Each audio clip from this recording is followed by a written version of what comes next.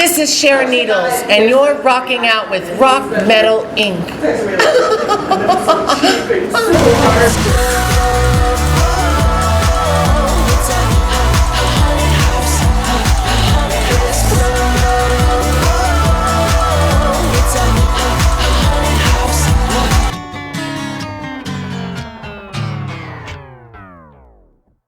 What's up, everybody?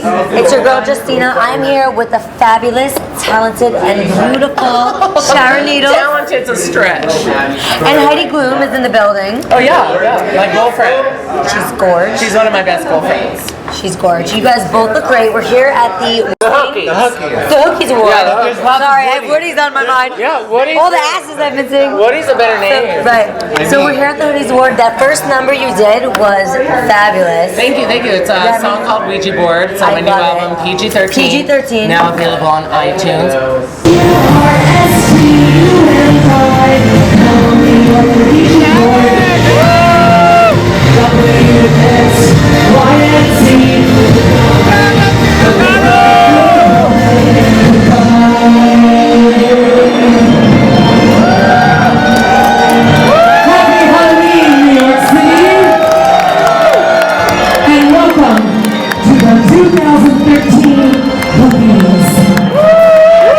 Blowing up with that. I mean, people are just really responding great to the album. Yeah. I think it has to do with my success on Drag Race, and I also think it has to do with the fact that I did an album where a drag queen wasn't talking about runways or hairspray. You switched it up on them. Or makeup. Yeah, it was an album really based around the Rolodex of pop culture that spirals endlessly in my head. And I'm not a high school graduate, but I definitely gave myself a master's in underground punk pop culture, and I think that's why the album was so successful. Well, you did it, Bo, and they're loving it. Well, and I know you just came back from Australia, right? I did, yeah. How was that? It was great. Everyone has a huge dick.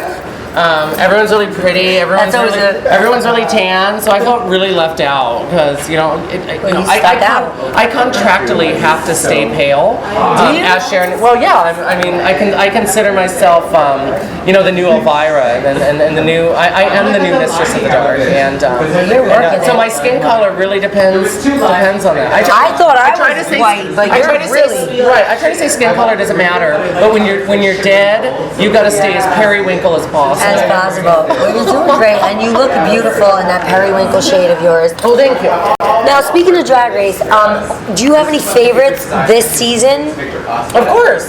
Yeah, I'm really close to who I think should be the winner, and that's Lil Pound Cake. Yeah. Okay. So Lil Pound Cake, who is you think she's gonna pull it off? Yeah, she's gonna pull it off. No, of course she was a fictitious character introduced on episode 3, I believe. But of course, no. I'm rooting for my baby Alaska Thunderfuck all the way. I see a lot of star power. She is the true winner of that show. She has heart, humor, and glamour. But I'd be lying if I didn't say I didn't love Detox and Jinx Monsoon. And RuPaul's Drag Race is not just a competition I ran for. It also happens to be my favorite television program, and in my opinion, the playoffs and the Super Bowl of the gay world. This is our sporting. This is our sports right here. And it's really blowing up. How do you feel that's really changing the perception, like in the mainstream culture? It's really like making it visible for people who are not part of that world. Right. Well, a lot of people, whether they're gay or straight, are very familiar with what drag queens are from movies or if they saw them in a nightclub. But what they really don't get is the opportunity to look behind the makeup and look behind the wigs and the corsets and realize that this over-the-top, cartoonish, sexual female being actually has a beating heart, a thinking mind, and we're all damaged goods. We're all dented cans, and there's not one drag queen in this world that isn't a fucking survivor. And I think that's what shines through the show. And that's such a dope message that, like you said, you are humans. I mean, we know you're dead, but you were at one point human. And at one time. Right, and you are a survivor. It's a touchy subject. Now, I have something else to ask you, personal. We heard that you said that now you're a bottom, and we were shocked by that. Is that true? Well, I'm not just the bottom, but it was something I didn't do for a long time. I didn't get fucked. I thought I couldn't do it, and I also like to kind of be the dominant person in everything, in my job, with my manager, with my work, in a relationship, sexually, financially. I love to be dominant. And one day I was on Coney Island with my boyfriend doing a show, and I thought, well, Coney Island's a great place to shove a dick in your ass. And I'm dating Alaska Thunderfuck, and she has a huge fucking penis. So I didn't think I could do it, but I did. And now, I mean, I don't see the limit. The possibilities are endless. The possibilities. And I know why you're so dominant, because looking in your eyes, I just feel like you could put a spell on me. I feel like you could just freeze me in my tracks. Well, you know, I don't look natural, but I don't look unnatural. I like to consider myself as looking supernatural. I think you look fabulous. So tell us what's on next in store for Sharon Needles. I mean, what's like next in store? Well, right now, I just got back from my Australian tour, my UK tour, my Canada tour. I was the Billboard face of PETA. I was the cover girl of Out magazine.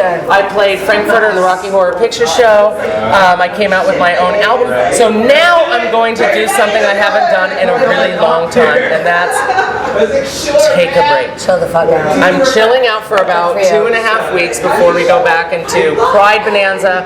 I'm going to be in a play in San Francisco with Peaches Christ. It's a play of The Craft. I'll be playing Nancy from The Craft. There's talks of me revising my role as Frankfurter in the Rocky Horror Picture Show, continuously promoting the album, and writing my next one. God bless. You know what? I wanted to tell you about the PETA thing. I think that's so awesome. And the ad of you when you had the legs, you just look so fierce. And I'm sure the animals appreciate it, because I like animals better than humans. Me too. So, me too. Yeah, I find it difficult to trust and to nurture relationships with humans, but animals, it just comes natural to me. It really does. And I don't really agree with everything PETA does, but when they approached me, they said, sometimes, Sharon, we do things that are so over the top just to get our message across. Would you understand that? And I saw so much of myself. I do so much in my act that even I question at times, just to get the original message apart. I mean, I blend thousands of dollars in blenders on stage. I've ripped up Bibles. I've, stuck crucifixes up my ass. I pop out of coffins. And, I do things that almost shock me at times, but because there's an underlining social conscious message behind it. So now I understood a little bit more about PETA once they said that they do psycho things to get a severe reaction. And I know sometimes it's needed. Sometimes it's needed. So thank you so much, Sharon. You're rocking with RockMetal Inc. It's the fabulous and wonderful Sharon Needles. Thank you so much for interviewing with us. And we're here at the Hookies Awards. We're at the Hookies Awards right here in New York City, and hail Satan.